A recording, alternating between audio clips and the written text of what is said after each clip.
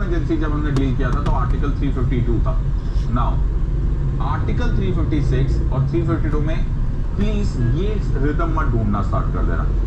It is national emergency under article 352, but article 356 को state emergency नहीं बोलते। Please ये गलत फहमी मत रख लेना।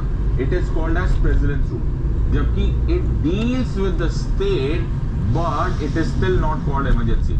There could be 1,000 different reasons for that, but one of the reasons could also be to be understood that there is no suspension of fundamental rights. There is no effect of on fundamental rights during Article 356. इसको इसलिए President's Rule बोला जाता है, and it's a very beautiful structure that you have to understand. President's Rule क्या बोलते हैं Article 356 में? If the President is satisfied, मैंने पिछली बार भी देखा था और मैं फिर इसको रिपीट कर रहा हूँ। अगर प्रीवियस वीडियो चेक कर लेना, मैंने तब भी बोला था, सुप्रीम कोर्ट ने पूछा था कि ये सेटिस्फैक्शन पर्सनल सेटिस्फैक्शन है क्या?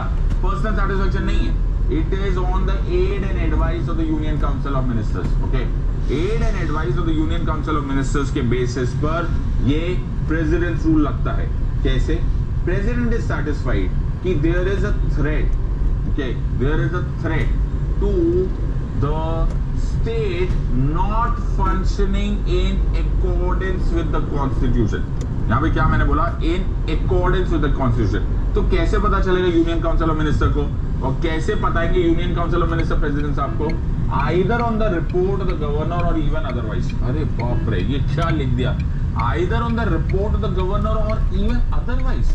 in fact इसका मतलब है गवर्नर साहब की रिपोर्ट के बिना भी। yes, ग्राउंड्स ये है not in accordance with the constitution.